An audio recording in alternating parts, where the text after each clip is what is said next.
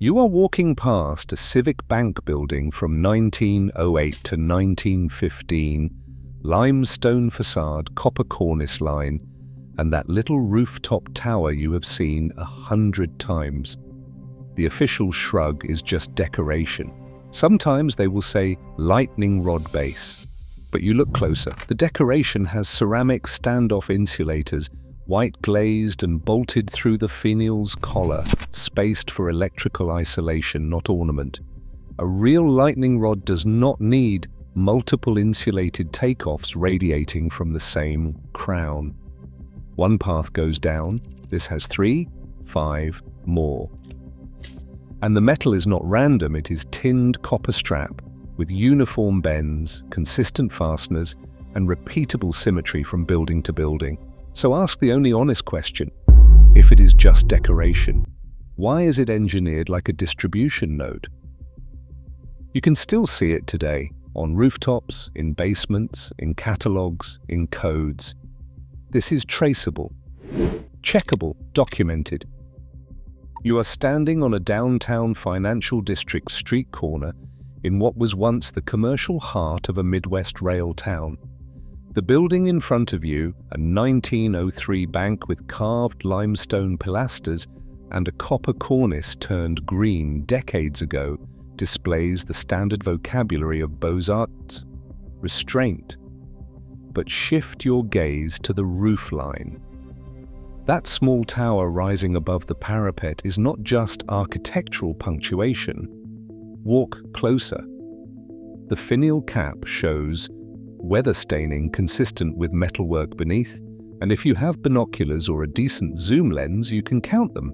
White ceramic standoff insulators, each about 4 inches tall, bolted through a brass collar that rings the tower's crown. They are evenly spaced, roughly 60 degrees apart, and from each insulator, a tinned copper strap descends under the cap. Insulators are obvious when you know where to look. Period lightning protection manuals are explicit. A lightning rod installation requires one heavy down conductor connected to a ground electrode. It does not branch, it does not isolate, it does not need ceramic standoffs that prevent electrical contact between metal components. But this rooftop assembly has 5 separate copper straps exiting the tower, each one isolated from the structure by glazed porcelain. Note the lightning contrast. Compare this to a genuine lightning rod on the building next door, a simple, pointed rod with a single braided cable running down the facade to a ground plate. No insulators, no branching. The functional logic is opposite. The functional difference is clear. So, what is the rooftop tower actually doing? The geometry is repeatable across dozens of similar buildings from the same construction era. The materials, tinned copper, ceramic insulators, standardized brass fittings, are identical building to building. That is not decoration, that is specification. 3 blocks away, a 6-story apartment block from 1912 shows the same roofline signature, but here you can examine the mounting hardware more closely because a section of the parapet has been partially rebuilt. The ceramic insulators are gone, probably removed during a 1940s retrofit, but the mounting points remain. Look for the mounts. Look at the cast iron bracket plates still bolted to the cornice. Each plate is roughly 8 inches square with 4 bolt holes in a standardized pattern, holes that show thread wear consistent with repeated removal and reinstallation. These are not ornamental rosettes, they are service mounts. Around each plate, the copper sheeting shows a weather shadow, a faint, rectangular outline, where something once sat flush against the metal, protecting it from decades of rain. Building maintenance logs from the 1910s and the 1920s, where they survive, often include line items for electrical appurtenances inspected annually by insurance underwriters concerned with fire risk. The term appears alongside notes about wiring condition, fuse boxes, and frequently rooftop apparatus. The logs do not specify what the apparatus was, but they distinguish it clearly from lightning protection, which gets separate mention Note the maintenance entries. Ornamental fixtures do not require annual inspection by electrical contractors. They do not leave tool marks on bolt heads or show evidence of systematic maintenance cycles, but these mounting plates do. The bolt heads have been turned multiple times. You can see the shallow, concentric scratches left by a wrench working the same fastener repeatedly over years. That is physical evidence. If you are standing on this rooftop and you know what to look for, you can map the bracket positions and notice something else. They align with the building's interior vertical shafts, the spaces where plumbing stacks and later electrical risers were run. The rooftop mounts are not randomly placed for aesthetic balance. They are positioned for functional access to the building's service core and its vertical service routes. Follow one of those copper straps and see where it goes. On a 1908 railway hotel, 6 stories tall, the strap exits the rooftop tower through a lead flashing collar, which is standard weatherproofing for any roof penetration. Instead of running down the exterior facade like a lightning conductor would, it enters the building. The entry point is a vertical chase concealed inside the masonry, accessible from the attic space. In this hotel, the chase runs alongside the main stair tower, and if you trace it downward, you will find it terminates not at ground level, but at the basement mechanical rooms. The routing is deliberate. The copper strap is clamped to porcelain cleats every 4 feet, cleats that are still visible where plaster has fallen away. The spacing matches electrical code guidance from the early 1900s and the 1910s for low-voltage conductor support. Lightning protection systems route externally and connect to ground electrodes driven into the earth. They avoid interior spaces because a lightning strike's energy could jump to building systems and cause fires. This conductor goes inside, descends through a controlled pathway, and routes toward a space designed for equipment. Electrical contractor manuals from the period make the distinction clear. The 1911 edition of Standard Wiring for Electric Light and Power notes that atmospheric collection apparatus, where installed, shall be routed separately from lightning protection and shall terminate at regulating equipment in dry basement or ground floor locations. The manual does not describe what atmospheric collection apparatus is. It assumes the reader already knows, and it specifies installation requirements that match what you are seeing in this chase. Look for the evidence in any similar building. Patched penetrations show where conductor pathways were later sealed. Old clamps still embedded in masonry and paint ghosts on stair tower walls show where conduit once ran. The pattern is the same. Interior routing signals manage distribution, not emergency discharge. In the basement of a 1902 municipal building, a city hall annex with offices above and mechanical rooms below, you can see where the controlled space was. The room is now storage, filled with janitorial supplies and forgotten furniture, but the north wall tells a different story. There is a rectangular shadow on the brick, about 5 feet wide and 7 feet tall, where something once hung or stood. The mortar around the shadow shows anchor holes drilled in a grid pattern, holes that held bolts for a substantial cabinet or framework. More revealing, along the wall at waist height, a row of porcelain cleats remains, each one fastened with brass screws. These cleats once supported copper bus bars, flat strips of conductor used for distributing current, and though the bars themselves are gone, the insulators show the characteristic carbon tracking from low-voltage arcing, a sign of electrical switching activity.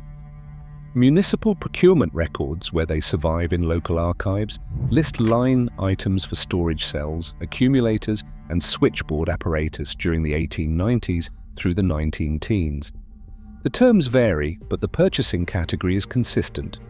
Electrical equipment for buildings without direct utility connections or where supplemental power was needed. A 1904 procurement ledger from a similar city hall specifies 12 accumulator cells with regulating switchboard, installation complete, ordered from a regional electrical supply house. Storage closets do not need insulated bus bar supports. They do not leave anchor patterns consistent with electrical cabinets. And they do not show up in municipal budgets under apparatus. Measure the hole spacing on this basement wall and you will find it matches the backplate dimensions of period switchboards, devices designed to manage and distribute small-scale electrical loads. The room itself has another clue, a bricked-in vent near the ceiling, sized for passive air circulation. Battery rooms required ventilation to dissipate hydrogen gas produced during charging. Decoration does not outgas. Now you are not looking at one building, you are seeing a pattern. Travel to other cities, port towns, rail hubs, and regional capitals, built from 1895 to 1915 during the building boom, and the same rooftop signature appears across building types. Banks, especially, civic buildings and hotels near railway stations all show the small rooftop tower, the ceramic insulators, and the copper strap with identical mounting logic. The tower height is consistent, typically 2 to 4 feet above the cornice line.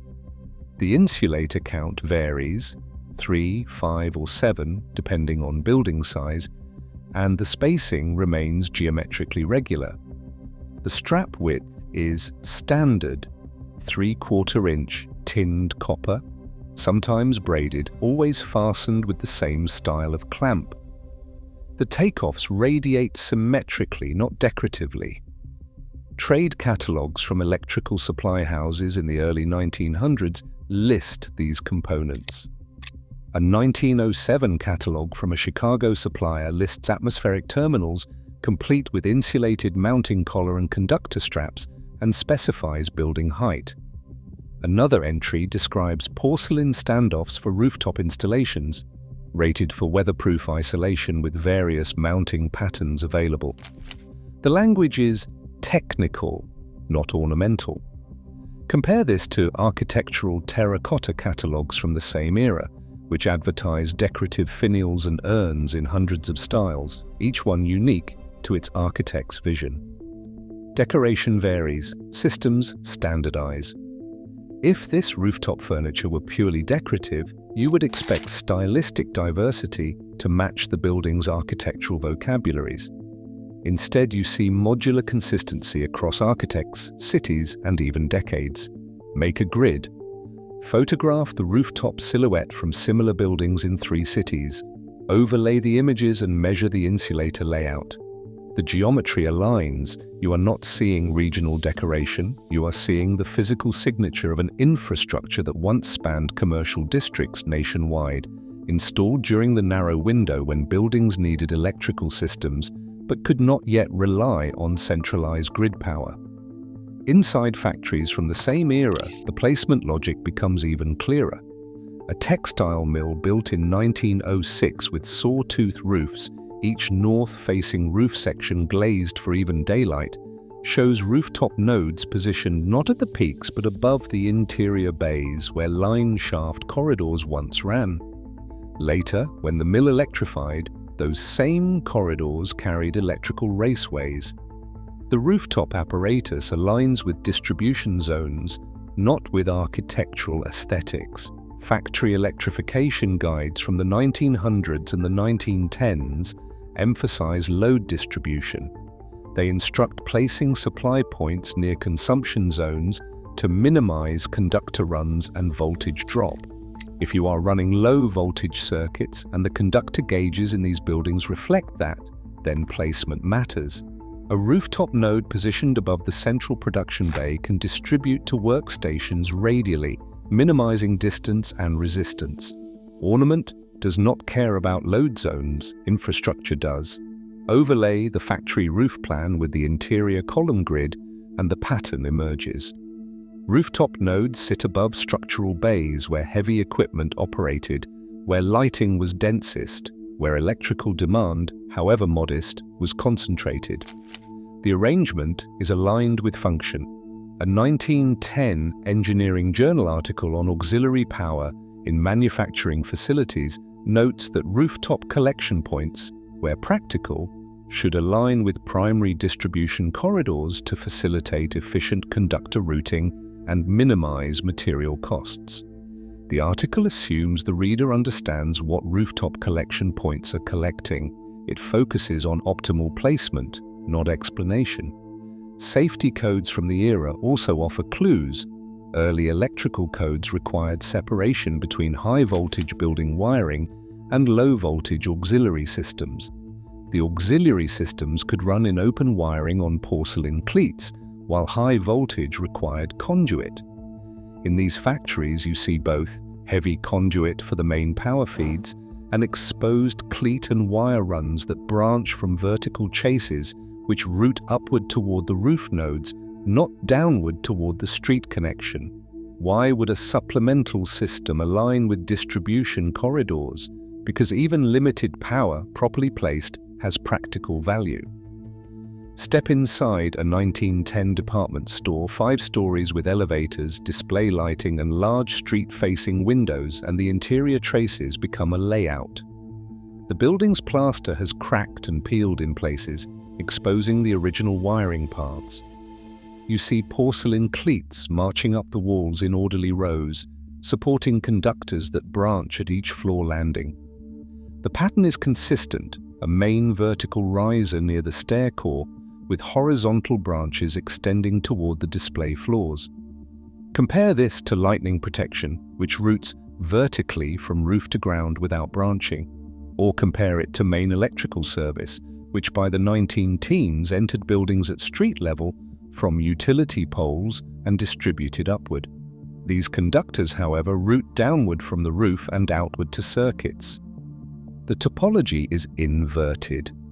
Store lighting manuals from the period discuss integration challenges. Electric lighting was revolutionary, but expensive and sometimes unreliable. Many stores maintained backup systems, battery-powered circuits for emergency lighting, indicator lamps, and elevator signals. A manual from 1912 titled Electric Equipment for Retail Establishments recommends auxiliary low-voltage circuits for critical indicators and communication systems, powered independently of main service to ensure continuous operation during supply interruption. The conductors in this department store are light gauge, far smaller than main power wiring. They feed small loads, indicator panels, annunciator bells, and perhaps some display case lighting. And they connect back to a vertical shaft that rises to the roof, where the familiar ceramic insulators and tinned copper strap once interfaced with the rooftop node. Look for the rooftop signature. Look for abandoned risers near stair cores in any commercial building constructed before 1920. The shafts are often still there, sealed off during later renovations, but visible where walls have been opened. The routing logic persists: roof to riser, riser to floors, floors to endpoints. It is a distribution topology, not a discharge path. The building's wiring suggests distributed low-voltage zones, modest in capacity, but sufficient for specific tasks. What powered them? The roof is the entry point. Anchor the pattern to addresses. Consider a 1903 bank building at the corner of Main and 3rd in a regional rail hub. A stone facade with a copper cornice and a rooftop tower with 5 ceramic insulators still visible. Descend to the basement and you'll find the rectangular wall shadow, the porcelain standoff pattern, and the ventilation brick up. The building permit filed in 1902 lists electrical contractors installing switchboard and accumulator apparatus, rooftop terminals included. 2 blocks away, a 1912 hotel on Depot Avenue shows the same signature: rooftop node, interior chase, basement cabinet scar. The hotel's construction notice in the local newspaper mentions modern conveniences including electric lighting, telephone exchange, and auxiliary apparatus for continuous service. That phrase, auxiliary apparatus, appears frequently in period construction announcements but is rarely explained. A 1908 municipal building on Court Street, now repurposed as offices, retains its rooftop tower and basement utility room. City archives include a 1909 inspection report noting rooftop electrical apparatus in good condition. Accumulator bank requires cell replacement. The report was filed by a licensed electrical contractor, not a roofer or ornamental metalworker. Each building shares a physical pattern: tower above, insulators at the crown, interior routing, basement control point. Paper documentation uses technical nouns such as switchboard, accumulator, and apparatus, not decorative language. The word accumulator is key. In early electrical work, accumulators were rechargeable batteries, typically lead-acid cells used to store electrical energy. They required regulation, ventilation, and maintenance. They needed a charging source, and they connected to distribution switchboards that managed loads. If the paper trail calls it apparatus, why does contemporary memory call it decoration? Because the functional components were removed and salvaged when the systems were decommissioned, while the architectural shells remained. The rooftop towers stayed because they are integrated into the building masonry. The basement rooms stayed because they are structural, but the valuable copper, brass, and lead disappeared, sold as scrap. What remains looks decorative because the technology inside is gone. If this system existed, certain documents must exist. The components, ceramic insulators, copper strap, brass fittings, switchboard panels, accumulator cells, were manufactured products. They appear in trade catalogues, patents were filed, building codes addressed them, insurance inspectors documented them, municipal contracts specified them. Start with catalogues. Electrical supply houses in the 1890s through the 1910s sold standardized components for building systems. A 1905 catalogue lists atmospheric terminals for rooftop installation alongside lightning rods, but in a separate category. The terminals come with insulated mounting hardware, conductor straps, and weatherproof caps rated for continuous outdoor exposure. Prices are listed per unit, suggesting volume production. Patents tell another story. Search for atmospheric electricity or aerial collection in patent databases from 1890 to 1920, and you will find dozens of filings describing devices for collecting and regulating atmospheric electrical potential for practical applications. The patents specify conductor arrangements, insulation requirements, and regulation apparatus. Some are plausible, others are speculative, but the engineering details, materials, mounting methods, safety provisions match the physical evidence in these buildings. Building code from the era sometimes addresses auxiliary atmospheric apparatus separately from lightning protection.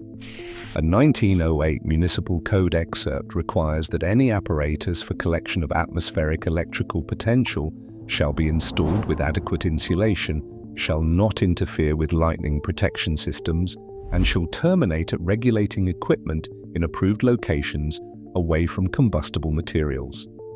Insurance requirements add another layer.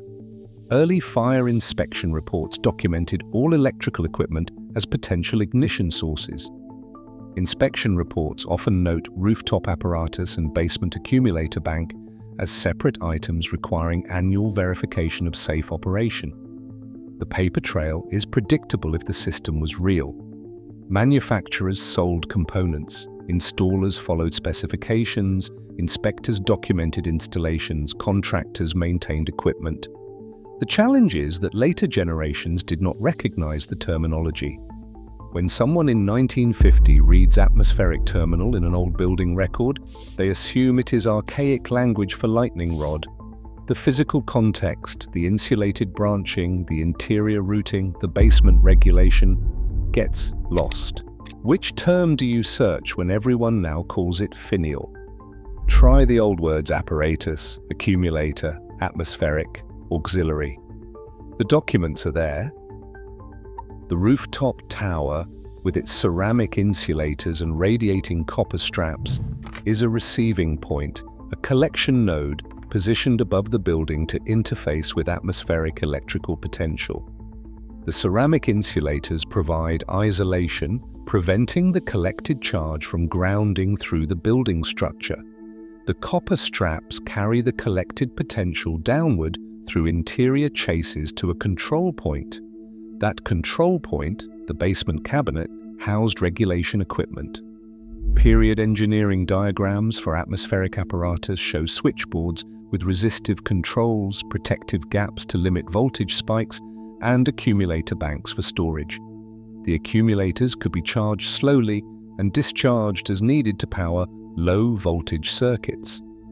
The whole system operated at a modest scale, enough to run indicator lamps, telegraph or telephone circuits, annunciator bells, and some light signage. Compare this to a museum-preserved switchboard from the 1900s. The physical layout matches, with knife switches for circuit selection, fuses for protection, terminal blocks for distribution, and critical connection points for a charging source separate from building power. Early switchboards often had dual inputs, one for utility power where available, and one for auxiliary sources.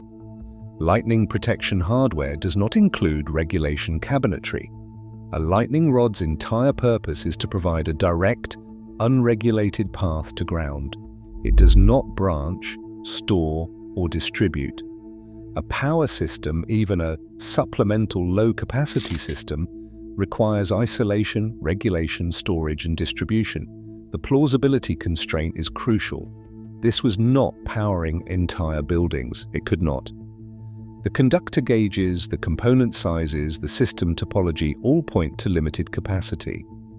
But limited does not mean useless. In an era when utility power was expensive, unreliable, or unavailable, even modest supplemental capacity had value.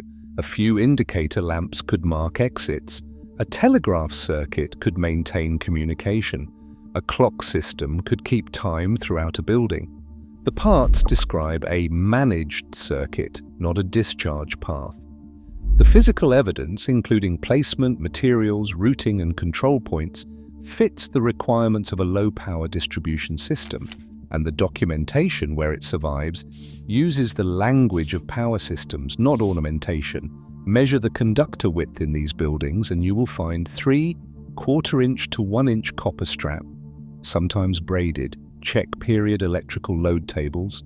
The references electricians use to size conductors for specific currents. And these gauges support roughly 10 to 30 amperes at low voltage. That is enough for several hundred watts of connected load distributed across multiple circuits. In a 1912 mixed-use building, shops below and offices above, the wiring gauge and cleat spacing suggest continuous current in the range of 10 to 15 amperes per branch. That is not enough to power machinery or heavy lighting. It is sufficient for what period documents describe: signaling, annunciator service, indicator lamps, and light auxiliary loads where continuous operation is required, independent of main building power. Fire code provisions from the 1910s required battery rooms to have ventilation, fireproof construction, and separation from combustible materials. These requirements make sense only if the accumulator banks were large enough to store meaningful energy and potentially to produce explosive hydrogen gas during charging. The fact that basement rooms in these buildings show bricked-in vents confirms the installations were substantial enough to warrant safety measures. Grand claims do not fit the evidence. No one powered city blocks with rooftop towers and no one ran factories or lit entire buildings, but modest loads fit perfectly. Examples include an indicator panel showing elevator position, an annunciator system for hotel room calls, a low-voltage lighting circuit for emergency egress, a telegraph or early telephone exchange, and a synchronized clock system. These were real applications in the 1900s and the 1910s, and they all operated at low voltage and low current, exactly what the physical evidence supports. Compare conductor width to period ampacity tables, measure cabinet scars against switchboard dimensions, check ventilation provisions against battery room codes. Everything points to the same conclusion: limited but practical capacity, suitable for specific tasks where independence from main power had value. If it was useful, Why did it not scale? Because utility power improved. As grid reliability increased and costs dropped, the maintenance burden and performance limitations of atmospheric collection systems made them obsolete. Convenience 1. The decommissioning left fingerprints. In buildings upgraded during the 1920s through the 1940s, you find systematic removal patterns. Copper straps are cut cleanly, not torn or corroded away, and the cut points are consistent, usually at access points where a contractor could work efficiently. Roof penetrations are capped with lead or mastic. Interior chases are patched with plaster or later materials. Basement cabinets are gone, leaving only anchor holes and wall shadows. Retrofit contracts from the period where they survive specify removal of obsolete atmospheric apparatus, salvage of copper and brass components, and installation of modern service connections. Utility companies expanding their distribution networks often required buildings to decommission auxiliary systems as a condition of grid connection. Standardization memos from electrical trade organizations in the 1930s recommend retiring atmospheric collection equipment in favor of reliable utility power. The removal is systematic because the materials were valuable. Copper prices spiked during wartime rationing. Brass fittings could be resold. Lead-acid accumulator cells contained recoverable lead.